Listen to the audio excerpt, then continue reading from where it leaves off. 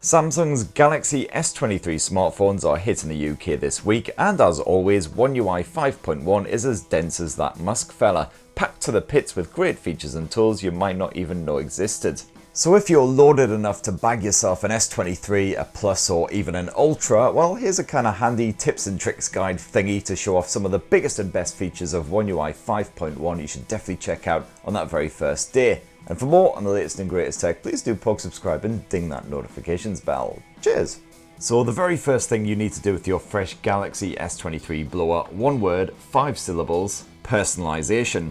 Hang on, personalise. One word, 6 or potentially more syllables. What you'll want to do is give that home screen a quick pinch, and this pops up some options down at the bottom. You can change up the wallpaper, which I highly recommend doing because frankly the default stuff, some people might like it, but I find it a bit deathly dull. Fortunately, Samsung does offer some much jazzier options, or you can just change it to anything you've got in your camera album, or anything that you happen to have downloaded as well, like lots of geeky anime goodness. I also recommend tapping the home screen settings button as well and changing up some of the options in here. For instance, you can change up the home screen grid. It's set to 4:6 by default, but if you swap that up to 5:6, you can pack even more widgets and app icons in there. And there's lots of other great options in here. So for instance, you can hide away any apps that you don't want other people to discover. Your banking apps, for instance, maybe a dating app if you happen to be, married. And you'll find further customization options in the Galaxy S23 settings menu in wallpaper and style. You can change up the wallpapers again, but also the color palette of the UI. You can have this automatically based on the wallpaper of your choice. You can mix up the actual palette or just stick to something a bit more basic. So you've got your desktops just the way you want it on your fresh new Samsung Galaxy S23 blower. So next up is that lock screen, which you can actually customize just by long pressing on it. So for instance, you can change the wallpaper so it's different from your standard desktops. You can also change up the look and feel of this here clock widget. And you can even change the little shortcuts that pop up down at the bottom to your favorite apps. And if you tap that clocks widget, you will bring up the widgets page, which again, you can fully customize just by diving into the settings. You can get a weather report, probably a bit too depressing if you live here in the UK, otherwise you can check out today's calendar action. Quite a few random bits. Again, you can customize all this shenanigans by diving into the Galaxy S23 settings menu, going to lock screen, and in here is also where you'll find the always on display option. You can knock this off if you want to preserve battery life, but if you've got the Galaxy S23 Ultra, certainly battery life is not really a problem. I like to have mine scheduled so it does turn off at night when I'm having a bit of kip. And you've got a small variety of different clock styles you can choose from. Again, a bit of analog and digital action. You can change up the colors. Even better though is the ability to add your own image instead, which can include a bit of Bitmoji if you're into all of that. Otherwise you can add a photo from your camera gallery, you can add a bit of GIF action. After all, who wouldn't want a bit of random bunny arse on there? Now, returning to the desktops for a bit, Samsung's widgets menu thankfully makes it nice and easy to find exactly what you need these days. It's very well organized. You can make some suggestions as to widgets you might want based on which apps you use the most. Otherwise, it's all alphabetically sorted here in this massive list, and you can even do a bit of a search. And if you count yourself a proper Samsung fan, you've got lots of different bits of Samsung kit like watches, earbuds, where you'll definitely get on with the new battery widget. This handy wee bugger gives you a heads up when your Galaxy Watch or Galaxy Buds are running low on juice. And if you scroll on down to device care, there's a handy one-tap optimization widget in there. If you find your Galaxy S23 is running sluggishly, just give that a quick poke and all of your memory will be freed up. Although with that Snapdragon 8 Gen 2 powering this mighty bugger, you shouldn't need that for years and years, to be honest. Other notable widgets include the Smart Things options, which is good if you've got lots of smart home goodies set up.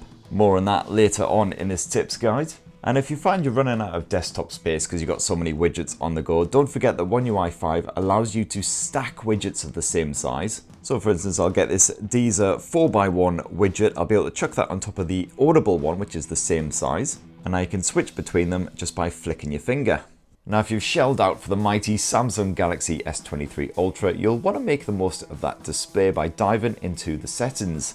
If you scroll down in here, you'll find the screen resolution option. This is actually set to Full HD Plus by default rather than WQHD Plus. The Full HD option does help to preserve battery life, but you won't get those same gorgeous pin shop visuals packed to the pits with finer detail.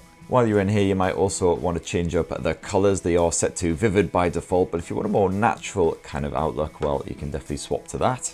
And also, if it's a fiercely sunny day, well, first of all, you obviously don't live in Blighty, but second of all, as long as you don't have adaptive brightness active, then you can turn on a bit of extra brightness just to really boost that panel, make it eye-searingly bright, so you should have no trouble then. And of course, another good reason for draining your savings to get the S23 Ultra model beyond the gorgeous screen resolution is that crafty hidden S Pen.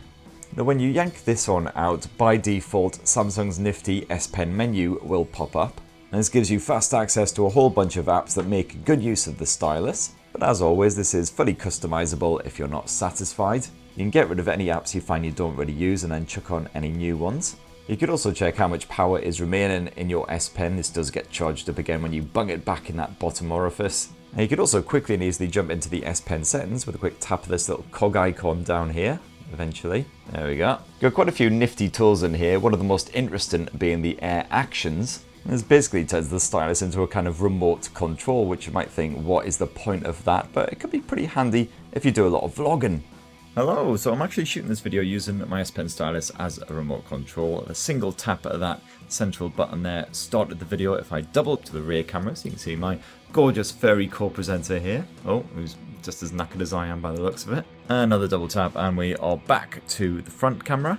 You can also zoom in by doing a crazy loopy thing, like so. Get an extreme close-up of Kuro thoroughly licking himself. So pretty handy if you want to stick the phone on a tripod and shoot a proper bit of vlog action rather than some handheld amateur effort like this. Now if you've opted for the Plus or the Ultra sized model of the Galaxy S23, you might be struggling to reach up to the very top end of that screen, especially if you've only got one hand free. Thankfully there is a one-handed mode. You can just drag down at the bottom edge here, and as you can see, this shrinks everything down. Thankfully this is dead easy to activate. It's very intuitive. You can swap it from the left to the right edges depending on whether you're left or right handed. And this is controlled inside of the Galaxy S23's settings menu. Just scroll on down until you see advanced features. The one-handed mode is right in there. Here in the S23 series, you've also got a return of the edge panels, one of Samsung's favourite features from yesteryear. By default, this gives you fast access to your most used apps. However, if you go back into the S23's display settings, scroll down until you find the edge panels. You can knock them off if you want, otherwise you can customize them and change those shortcuts from apps to your favorite people or various other bits. Personally, I prefer creating some app pairs for quick and easy multitasking. So for instance, I like to watch a lot of YouTube while browsing the internet. All you've got to do is go into YouTube, drag up from the bottom to enter the apps menu. You can then give this little icon here a tap and say open in split screen view. I'm then going to choose the Chrome app for browsing the web while watching YouTube videos. Just get that resized. This setup will then appear at the top of the edge panels. You can actually then grab this little icon and drag it down into your shortcuts bar. And there it will forever remain until you decide to ditch it or whatever. So whenever you want to get a bit of YouTube and Chrome on the go, tappy tap, job done. Now, as we all know, time is very precious. Life is terrifyingly finite. So I've got another time-saving tip for you. What you'll want to do is dive into the settings menu, go to advanced features again, and in here you'll find the side key option. The side key is what a lot of people call the power button. It used to be the power button until everyone started assigning it to the bloody assistant instead. And as you can see, a quick double poke of this by default will launch the camera app, which is definitely very handy when you suddenly want to take an impromptu shot of your cat or kid doing something unexpectedly cute.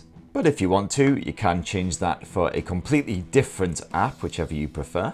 And while you're in the side key menu, you might prefer to change the press and hold of that button to the power off menu rather than Bixby, depending on your feelings towards Bixby, obviously. If you're new to Samsung smartphones, you might also want to delve into the battery and device care section of the S23. This is a great way of just quickly health checking your expensive shiny new smartphone. And again, if you find it's running sluggishly for whatever reason, you can just click optimize now. I'll just make sure that everything is hunky-dory. And if any bit of your phone doesn't seem to be working properly, then just dive into the diagnostic section and you can do individual tests on all the random bits. Now, if you happen to have smart home goodies scattered around your old homestead, well, you might want to get on board with Samsung Smart Things. This allows you to switch on, switch off, and generally fiddle about with any of your gear. You can set up individual rooms, you can add devices quickly and easily. You can also create light and groups to turn on everything at once. And the good news is that SmartThings supports a huge range of popular smart home brands, all kinds of different devices. I mean, frankly, SmartThings could be the subject of its entire separate tips and tricks guide, but one thing I will say is that you don't have to go into the app every time you want to fiddle about with your smart home goodies. Just drag down the notifications bar and hit device control, and boom, all of your bits will be slapped right there on the screen. And also, if you happen to use Google Home rather than SmartThings, where you can just swap between the two quickly and easily, just a quick tap like that. There's also the SmartThings widgets I mentioned earlier, or you can just use Bixby if you really must.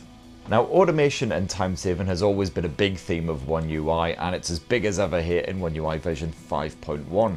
If you're a fan of automation, well, you'll definitely want to get involved with the modes and routines section right here in the S23 settings. There are various preset modes which you can quickly and easily set up. While you can manually enter any of these modes at any point on your S23 smartphone, you can also have them automatically pop up. So for instance, between set times for your sleep schedule here on the sleep mode.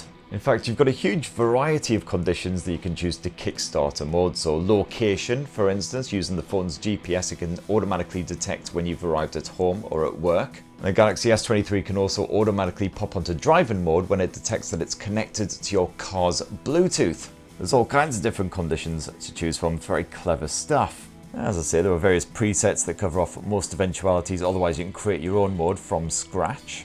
And with OneUI 5.1, you've now got the option of having the Galaxy S23 change up the wallpaper depending on which mode you're in. So for instance, when you arrive home, you can have it set to a lovely picture of the family, or just a disembodied mannequin head in my case. And that's not my actual address, by the way, so please don't try and burgle me. And then when you get to work, you can have it changed to something entirely more gratuitous. A bit of geeky anime shenanigans and whatnot. And while you are here in the modes and routines section, I would recommend checking out the routines bit of it. This allows you to automate some of the stuff you find yourself doing over and over, like activating secure Wi-Fi when you leave home, but just switching off notifications and automatic brightness and all that kind of stuff when you're playing a game, as in this example. It's a simple if this then that setup, so if the if conditions are all met, then it will follow through with whatever you want it to do. As you can see, there are absolutely chuffing loads of if conditions and plenty of thens as well. You can basically have this phone do whatever you want it to do. So for instance, when you're gaming, you might want to get a bit of heavy metal Spotify playlist action on the go, something to pump the old adrenaline. Now, another very important section here in the settings menu on the Galaxy S23 is security and privacy. This is of course where you'll set up all of your biometrics, your fingerprint and your face recognition data. And the privacy section is well worth getting accustomed with as well. In here you can view all of the permissions for all of your apps. Very handy indeed. So for instance, you can quickly and easily see exactly what has access to your camera. You can see exactly when that feature has been accessed and by what. The same goes for your contacts, your location, so you can see if anything untoward is happening there. If anything dodgy is going on, you can dive into the app section, find the app in question, and hit this little cog up here in the top right corner, and you can revoke any privileges that you like. And one of the best things about the Galaxy S23 smartphones is the fact that they are absolute beefcakes. They can blaze through any game out there, including good old Genshin Impact, my favourite. And did you know they have a dedicated gaming mode as well? All you've got to do is drag down from the top end of the screen, pull down that notifications bar, and the game booster mode is in there. This has some handy tips like how much longer you can expect to game before your S23 phone will die on its arse. And you've also got the priority mode as well if you want to completely block all notifications, really focus on the game in hand. You can also have that priority mode come on by default by going into the game launcher app. As you can see, you've got the priority mode option there for your games. So now you've got absolutely no excuse when you get your face pounded in by weird troll things or whatever the hell this is.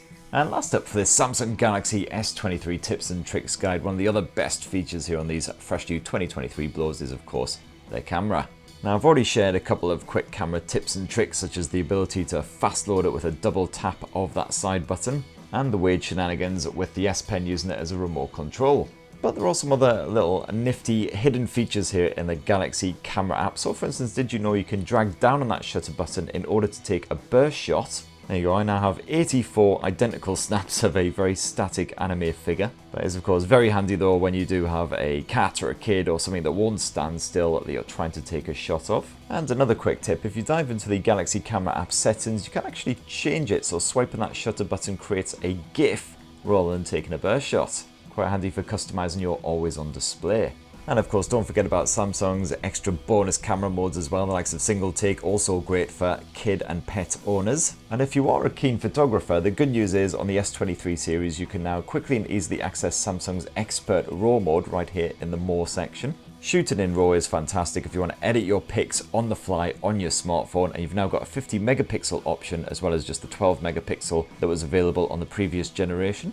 In the settings, you can choose to shoot high efficiency RAW if you do want to save a bit of storage space, because obviously those RAW images are rather big. You could also capture in RAW and JPEG simultaneously. And you will also spot an astrophotography option up here in the top toolbar as well if you're trying to snap some constellations for whatever reason. And once you've taken your shots, that's not necessarily the end of it all as well. You can dive into the gallery app and quickly edit with a poke of this wee pencil icon. You've got the usual tools in here. You can crop into a picture a bit, you can change up the look and vibe with a filter. But one of the best tools you'll find buried away, if you tap this 3-dot icon here and go to Object Eraser, this allows you to get rid of any crap in your picture that you really don't like. So for instance, you can erase shadows in just a jiffy. You can also ditch any reflections if you're shooting a view out of a window, for instance, and you can basically draw around anything that you do not like the look of. And your S23 will obliterate it like it never even existed. It's absolutely bloody brilliant. You can erase entire people like you're a malevolent god and they're just your willing playthings. But anyhow, that right there is my full tips and tricks guide for the new Galaxy S23, S23 Plus and S23 Ultra. Did I miss out your own personal favourite features? Well, definitely clue me in as to what a massive knobber I am down in the comments below, and let us know what your own personal tips and tricks for these mighty blowers are. For more on the latest and greatest tech, please do poke subscribe and ding that notifications bell, and have yourselves a really wonderful rest of the week. Cheers everyone, love you!